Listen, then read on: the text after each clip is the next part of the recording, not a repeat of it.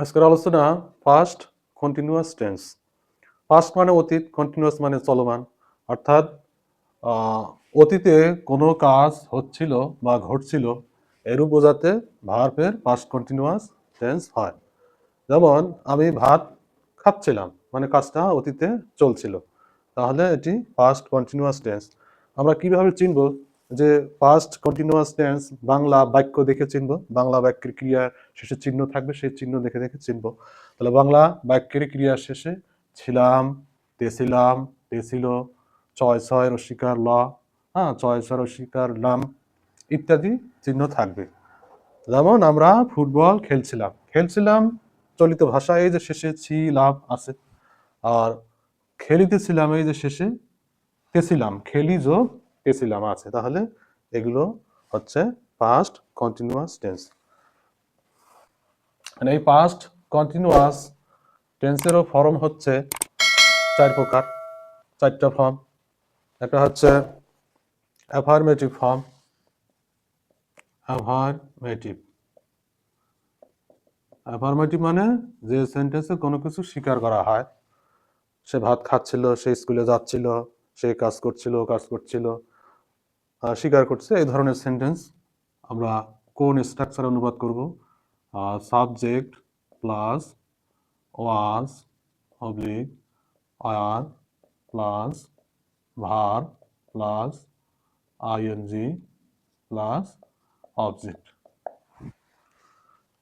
এই স্ট্রাকচারে আমরা পাস্ট কন্টিনিউয়াস টেন্সের অ্যাফার্মেটিভ ফর্মটা অনুবাদ করব। এখন প্রশ্ন হলো, এই ওয়াজ এবং ওয়ার, যেখানে সাহায্যকারী ভার্ব আছে সেখানে একটু ঝামেলা আছে। সেই ঝামেলাটা আমরা ক্লিয়ার করি। ওয়াজটা কোথায় বসবে এবং ওয়ারটা কোথায় বসবে? কয়েকটা শব্দ মনে রাখলেই এটা, এই ঝামেলাটা এড়িয়ে যাওয়া সম্ভব। ওয়াজ কোথায় বসে? ওয়াজ বসে আইর পরে বসে, তারপরে হি, সি, ইট, সিঙ্গুলার নাউন। তাহলে চারটা শব্দ তো স্পষ্টই বোঝা যাচ্ছে, আই, হি, সি, ইট। আর এই সিঙ্গুলার নাউনটা হচ্ছে এমন নাউন যে নাউন দ্বারা একটি ব্যক্তি বা বস্তুকে বোঝায়। যেমন একটি মানুষ, মানে রহিম, করিম, টেবিল, অ্যান অ্যাপল, এগুলো হচ্ছে সিঙ্গুলার নাউন। তাহলে এগুলোর ক্ষেত্রে ওয়াজ বসবে। আর ওয়ার কোথায় বসবে? ওয়ার বসবে উই,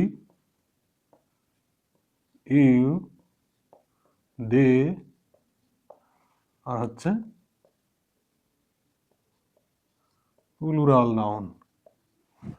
ওয়াজ ওয়াজ যেমন সিঙ্গুলার নাউন, এখানে প্লুরাল নাউন।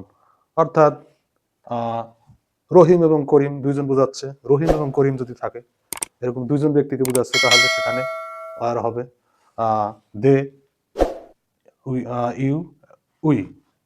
এই চারটা শব্দ, এগুলোর ক্ষেত্রে আর হবে।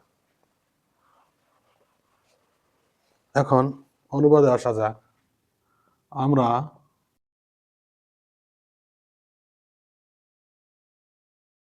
আমরা ফুটবল খেলিতেছিলাম, তাহলে এখানে খেলা এটা ভার্ব, তারপরে আমরা এটা হচ্ছে সাবজেক্ট, আর খেলিতেছিলাম ফুটবল, এটা হচ্ছে অবজেক্ট। তাহলে এই তিনটা শব্দ স্ট্রাকচার অনুযায়ী ফেলে দিলেই হয়ে গেল।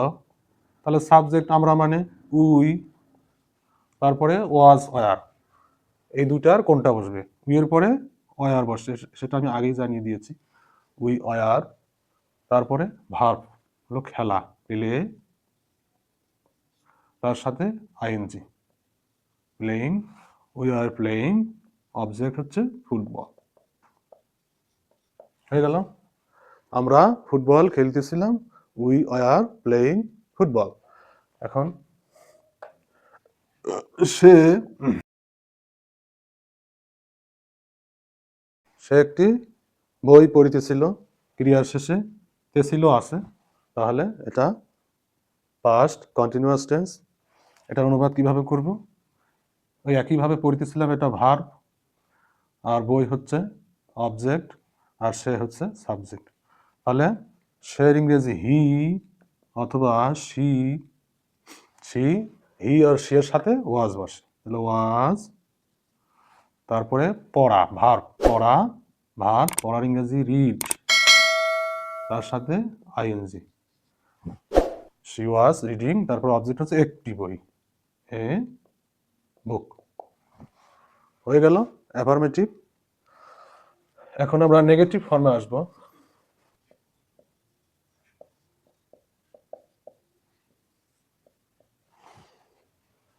Subject plus was, R plus not plus verb plus ING plus object. নেগেটিভের ক্ষেত্রে আগের মতো সবই ঠিক থাকবে, শুধু সাহায্যকারী ভাব ওয়াজ আর এর পরে নোট বসবে।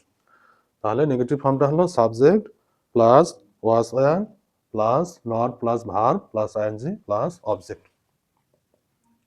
যেমন আমরা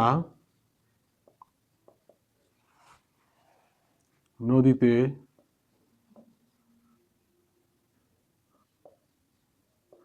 সাঁতার কাটছিলাম না। তাহলে এখানে সাবজেক্ট আমরা, হুই, আর সাঁতার কাটা ভার্ব। এই বাক্যে কিন্তু অবজেক্ট নাই, অবজেক্ট না থাকলে দিতে হবে না। আমরা নদীতে সাঁতার কাটছিলাম না, তাহলে উই আর নট, সাঁতার কাটার ইংরেজি সুইম, সুইম, সুইমের সাথে ING, swimming, we are not swimming in the river. এটা ওয়ার দ্বারা গেল। একটা ওয়াজ দ্বারা উদাহরণ দিচ্ছি। রহিম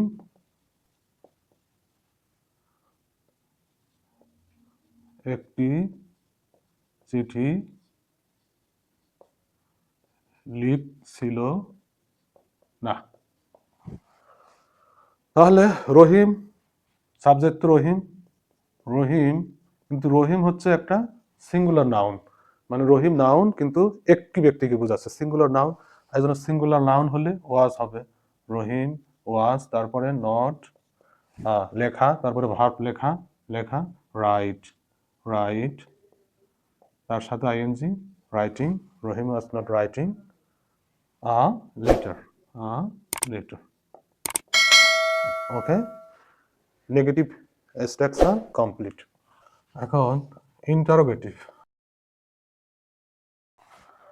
ইন্টারোগেটিভ সবসময় ইন্টারোগেটিভ সামনে সাহায্যকারী ভার্ব বসে, was oblique are oblique plus subject plus verb plus ING plus object plus note of interrogation. তাহলে ইন্টারোগেটিভ ফর্মটা হচ্ছে was oblique are plus subject plus verb plus ING plus object plus note of interrogation. যেমন আমি কি TV দেখছিলাম, আমি কি TV দেখছিলাম, তাহলে এখানে প্রথমে ওয়াজ আর কোনটা আসবে, আমি, আয়ের পরে ওয়াজ বসে, আয়ের সাথে ওয়াজ বসে, ওয়াজ নিয়ে আসলাম প্রথমে, ওয়াজ, তারপরে আই, ওয়াজ আই, তারপরে ভাব দেখা, ওয়াচ, ওয়াচ মানে দেখা, তার সাথে ING watching, was I watching TV. এই এবার ওয়ার দ্বারা একটা উদাহরণ দেওয়া যাক।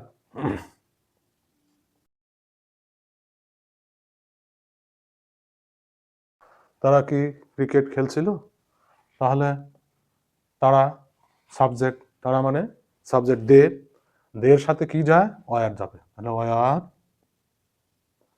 দে, ওয়ার দে খেলা, প্লে, প্লে, তার সাথে ING playing, are they playing cricket. তাহলে ইন্টারোগেটিভ ফর্ম শেষ। ইন্টারোগেটিভ নেগেটিভ ফর্ম প্রশ্ন করা বোঝাবে বা না করা বোঝাবে, হ্যাঁ, এই ধরনের যেহেতু ইন্টারোগেটিভ আছে সাহায্যকারী ভাব সামনে থাকবে was oblique were plus subject plus not plus verb plus ING plus object plus note of interrogation. Interrogative negative ফর্মটা হচ্ছে was oblique were plus subject plus not plus verb plus ING plus subject plus note of interrogation. যেমন আমরা কি ভাত খাচ্ছিলাম না, শব্দের শেষে চয়েস শিকার লাম আছে, তাহলে এটা পাস্ট কন্টিনিউয়াস টেন্স, এবং না আছে প্রশ্নবোধক আছে, তাহলে এটা নেগেটিভ ইন্টারোগেটিভ ফর্মে করতে হবে। তাহলে কিভাবে করবো? এই স্ট্রাকচার অনুযায়ী। স্ট্রাকচার আমরা সাবজেক্ট আমরা মানে উই এর সাথে কি যায়? অয়ার যায়। তাহলে অয়ার, তারপরে সাবজেক্ট উই, তারপরে নট নট, তারপরে ভাব ভাব খাওয়া ইট, তার সাথে ING eating. Are we not eating rice, are we not eating rice. এবার ওয়াজ দিয়ে দেখি।